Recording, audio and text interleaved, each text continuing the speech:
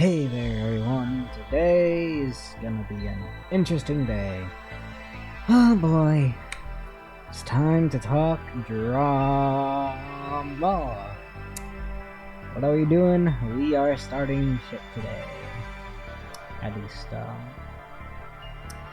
that is somewhat the goal. Not really, but actually, I'm just pissed. I'm crashing out.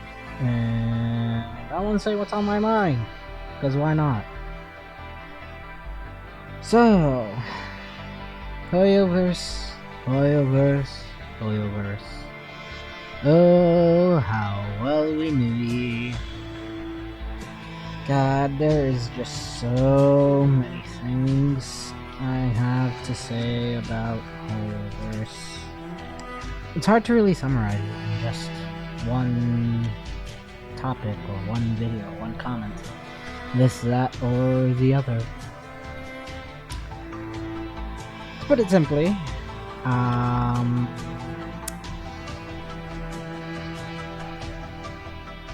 give me a moment. I just need to collect my thoughts. I am really terrible at doing this. For starters, Hoyoverse, as we all know it, is a big company. Big gacha industry company. Some of y'all guys love to love him. Other of you guys love to hate him. I sort of fall in the interesting camp. So I've, from the start, always been a Hoyo doomer. I've hated them since the beginning. Fuck you, Tectone. I was the OG. I am him. I am the glue that kept the Hoyo haters together. Nah, I'm just kidding. But I have been around playing Hoyo games since Honkai Impact 3rd in 2018. Roughly not too long after it launched. Give or take about 6 months or so. 6 to 7 months after, I don't know. It was like right before chapters 6 or 7 dropped with the whole Hersher Void stuff. But yeah, you guys remember those days?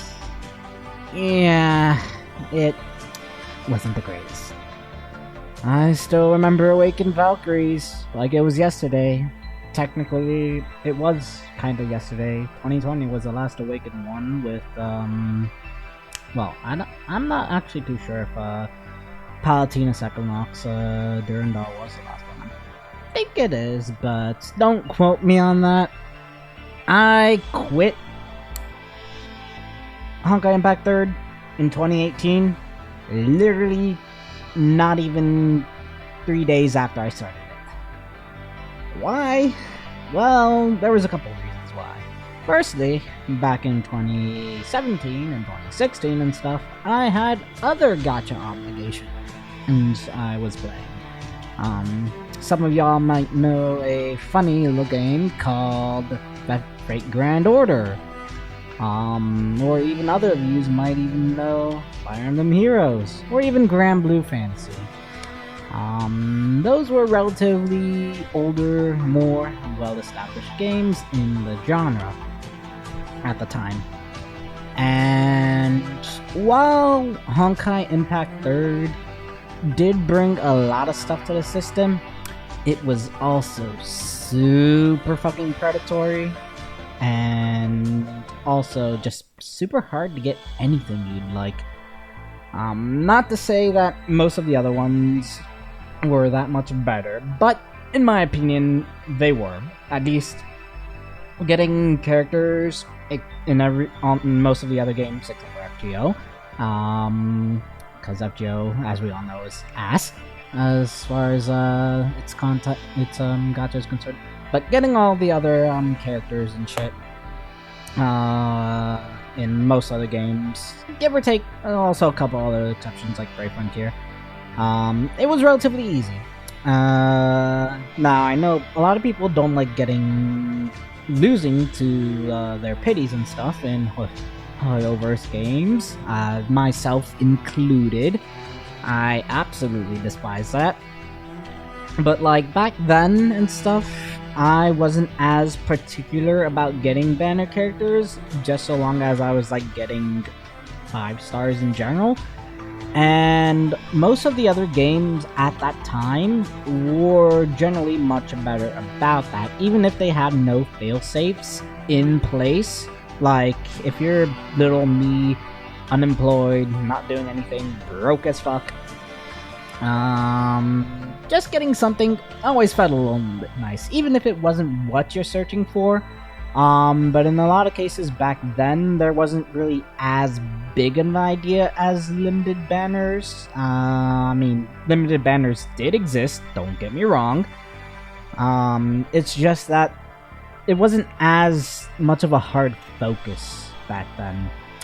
You didn't have so much of a heavy focus on getting limited premium banner characters, and more so just having stuff. Not only that, but you could also trade in some games. Like, these are, again, old-ass TCG card games. Do any of y'all remember Ayakashi Ghost Guild? Or even, fucking Age of Ishtaria? Or even Valkyrie Crusade. The old-ass Gooner card collecting gacha games out there. Yeah, they let you trade with other people. Granted, the player market was never really that amazing, but yeah, you get me. In any case, if the gacha fucked you over, there was at least some fail-safes that you could eventually grind to get what you wanted. And back then I did quite get a few things that I wanted that were previously like limited time stuff that I grinded for in those games. And overall, it was all hunky-dory. Also a lot less tribalism back in the day. At least I never noticed any major tribalism, but if they did happen, I imagine they probably came from the Brave Frontier crowd. Maybe some other crowds around there in that sphere of things. I honestly never really engaged with Brave Frontier people that much until relatively recently. But yeah, they seem to be pretty incensed at times, based on the one experience I've recently gotten to have. I'm extrapolating from that, but honestly, a single encounter doesn't make a generalization. So yeah, that is a bit wrong of me to do that, but this is just my preliminary thoughts based on having encountered a Brave Frontier player. Anywho, going off of that, yeah, to say the least, gachas were bad back then, but not really like as they are now, where people expect a lot much more out of these companies, especially now that they're making super in the millions and billions rather than just making 100, 200,000 a month, give or take, and little itty bitty card game super graphics. But it is what it is. But overall, there's a lot more to expect from the quality of these gachas now, and definitely there's a lot more on the table writing. So definitely to see where like Hoyo games have fallen is kind of unfortunate, especially because given everything, I've always wanted to love Hoyo games, don't get me wrong, as much as I hate how they manage things on a business perspective. I do like and acknowledge the quality of some of the stuff they do, the lore, story, and stuff that they practice while making and stuff, especially like all the little details. I'm very much like an Ashikai type of nerd in that, even though I don't really go too deep into it or make video contents about this. Mostly because I'm a bit of a lazy fuck, I'll be honest. But also just because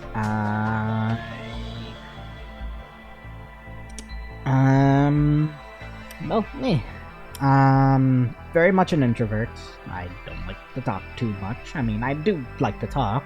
I like to talk with people that share my interests and that are as passionate as I am about it. But overall, like, just interacting with people, I do tend to take a bit of a backseat if I can't really think of anything to say, as my head is pretty fucking empty most of the time. And when I say empty, I mean like empty, like I'll just be sitting places just staring into the abyss. Not really much thoughts going in my head besides, hey, I'm playing something cool, something fun. Though if it's like a story and stuff, I'll consider like, hey, little thought here, little thought there, like, oh, maybe they're going this way with this or that. I expect we might see something out of the other, blah blah blah. Basically, point in case, it is what it is. So yeah. Now, come 2020, Genshin Impact release. As we all know, COVID happened, so on and so forth. And yeah, my opinion on that game at that time, if you haven't guessed it already, I was super, extremely fucking disappointed. That shit was absolute ass. Pardon my French, even though I've been cursing a lot this time around. But yeah, it sucked. It sucked real bad. Not in terms of like the overall quality of some aspects, but my main sticking point at the time was, firstly, I tried it on mobile. Never should have done that. It played like ass on mobile at them. And I had pretty good, decent phone at the time too, an iPhone 11 Pro. Don't get me wrong. So yeah, it sucked playing on mobile. A, B, it also was just bland. Sorry to say it. This might sound annoying and super weird to a lot of you Hoyo shows and stuff, or even people like Tectone and stuff that started that game in that year. But to me, it was bland. There wasn't any pizzazz about it. It was just a typical, classic, basic story about a European town. Fantasy, simple, whoop-de-fucking-do. It didn't wow me, for sure. It was nice that it was like an open world gacha and stuff, and that it took inspiration from like Breath of the Wild, but there was more to it that I was looking for than just that. Honestly, I was kinda expecting it to be like Honkai Impact 3rd, but open world and feeling better gameplay-wise than Honkai Impact did. Though Honkai Impact for its time did feel pretty good, but to me it still felt kinda clunky because I grew up with Devil May Cry. And any of you know who has ever played Devil May Cry and stuff, action games like that, quality is absolute top tier. Like, speed of action and stuff, actions per minute, etc., all that pretty high notes, and it's really fun and really colored my early experience of like what action games were, so to speak. So I was looking for that in Honkai Impact 3rd when it released on Global in 2018. Didn't get it. It was close, but I didn't quite get it. So then I waited around. 2020 happened. I tried Genshin Impact. Personally, it sucked. Before that, though, because there was 6 months or so between that, there was Honkai Impact AFO that released, post-Honkai Odyssey, alongside the Evangelion collab, if any of you guys remember that one. I still have my Asuka from that time. But yeah, I did try to go back to Honkai Impact at that time. Didn't really go out too well. Lasted only a month, which frankly was longer than when I originally lasted, but it didn't end up too quickly. But at the very least, at that time, I did pick up my free Spina Astera that they gave and stuff, and I'm like, hey, this is cool. Honkai, Hoyo, they're being a bit more generous on Honkai Impact. Though, for any like competitive Honkai players, I know that is definitely not the case, especially now as I've been back into playing Honkai Impact relatively often. I'm not a competitive player in it though. I am fairly casual. Let me just get that off rip. But I know for like Honkai Impact, competitive stuff, it's really cutthroat. But overall, like my thing is like, hey, at least they're giving away free characters now. You get free characters relatively often. At least like 1 to 2 every year, probably, give or take nowadays, which is definitely a nice change of pace from before. So if your main goal is like collecting shit in Honkai Impact, well, you could do that easy. Especially like older characters, they've released older characters, in like something called a War Treasury, and you can pick those characters up in there. So yeah, it's all hunky dory if you're a casual in Honkai Impact nowadays. You don't have to get the newest shit. You just get whatever you feel like getting, and you'll be okay for the most part. Just don't make it like any sort of main game. Please, definitely don't make Hoyo or any gacha main game. I second Techie and like Papa Smack's opinions on that. Gacha games are really terrible in, well, the gambling aspect of things and stuff. So never make it like a main game or anything. But yeah. Give me a minute, I need to collect my thoughts again for a second. Overall, what I'm trying to say is, Hoyo's had quite an interesting history. But ever since the beginning, know that they've always kind of been one of the scummiest of gacha companies out there. Otherwise, how do you think they would have ever gained market share over established giants like Tencent and I'm forgetting the other one off the top of my head, NetEase, I think, and I think there's probably like one other company in the Chinese gacha well, not even gacha, just Chinese gaming market in general. They would have never gotten to where they were. That's just a fact. Like, sure, they took care of their players, and their players, for at least for Honkai Impact, I won't say too much, but as we know, like the Hoyo community now, we know what they are like, but in my opinion, most of the Hoyo communities, even back then, were kinda but it was chill. It was still mostly chill. But their players and stuff, basically, in my opinion, technically, were definitely not treated too well in those early years. Sure, they might have thought it was better than like other games in the system, because there wasn't really that many games with pities at that time. Like, the only equivalent that ever really had pities at that point in time was Grand Blue Fantasy. And as we all know with Grand Blue Fantasy, they're definitely a lot better now as far as like generosity is concerned, but obviously there's still some sticking points here and there, like if you're talking about like in the super meta endgame stuff. But generally speaking, Grand Blue is one of the best companies. Cygames is one of the best companies at letting free-to-play players be free-to-play comfortably. And they were the only other company that was really doing like any sort of like guarantee system at that time. Very few companies ever implemented like their Spark systems or their guarantees at so many pools, etc., until Grand Blue pioneered that spirit. And keep in mind, that pioneering spirit wasn't really a pioneering spirit, because obviously that came out from Monkeygate in like 2016? Yeah, 2016. Because Vanilla released in 2015. But basically, Monkeygate happened. They were forced to change the rules because obviously their system that they implemented was predatory, and Japan was like, no, you can't have that.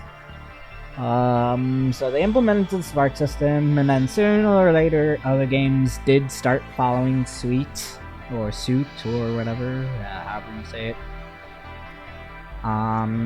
But it is, yeah, quite the stuff, quite the history.